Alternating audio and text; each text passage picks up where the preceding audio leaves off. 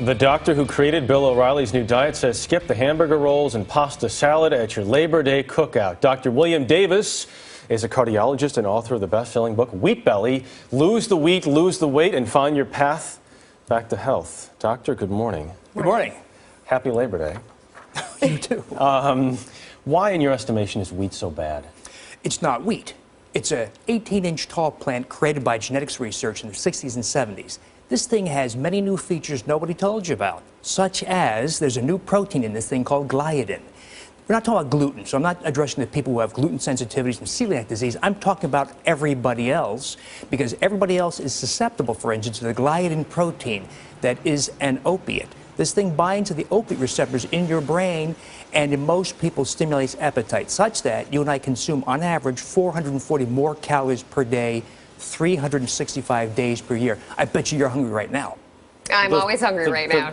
We did just the bagels on the front of the book here do look appetizing. That said, so it's not necessarily the wheat. It's the kind of wheat that we're eating. That's right. It's not the wheat that Mom had. It's not the wheat that Grandma had.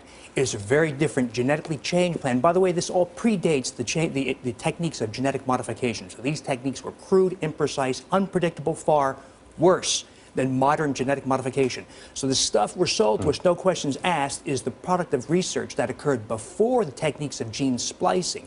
So this thing's very different, has many new, unique properties on humans. But the appetite stimulation effect is probably the most standout effect of all. But there are others. Would it be possible to turn back the clock and go back to the old wheat? I mean, is that scientifically possible at this point in time?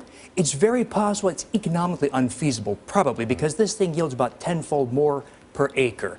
And so we'd have to ask farmers to take a loss in effect. We'd have to ask agribusiness to revert back to old seeds.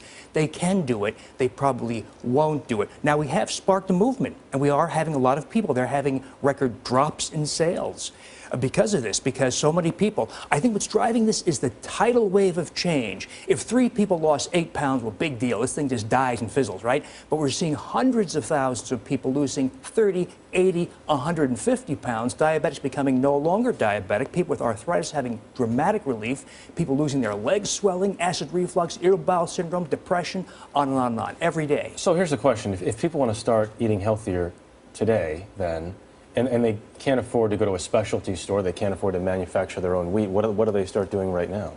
Eat real single ingredient foods. Eat avocados, olives, olive oil, meats, olives, vegetables. In other words, real food. The stuff that is least likely to have been changed by agribusiness. Certainly not grains. So when I say grains, of course, over 90% of all grains we eat are going to be wheat. It's not barley. It's not millet. It's not flax. It's going to be wheat. So it's really a wheat issue. Wheat has been the recipient of this extensive set of changes. And yet there are a lot of farmers who deal in these grains who would argue otherwise. The Mayo Clinic argues otherwise. They say you need a well-balanced diet, and that includes wheat. That's right, because all that literature says if you replace something bad, white and rich flour products, with something less bad, whole grains, and there's an apparent health benefit, let's eat a whole bunch less bad things. So I take Tareyton unfiltered cigarettes replaced with Salem filtered cigarettes. You should smoke Salems.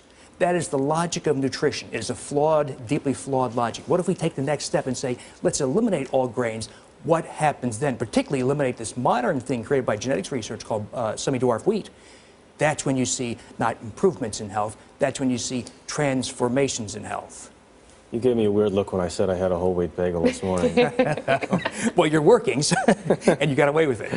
I was trying to fire up before the broadcast, but that, generally speaking, even the whole wheat, just to reiterate, you're saying is a bad idea. It's a very bad idea. In fact, I'll say modern wheat is a perfect chronic poison. It causes diabetes, it causes inflammation, it causes heart disease, it causes high blood pressure. Just because whole grains are less harmful than white flour does not make it a good thing.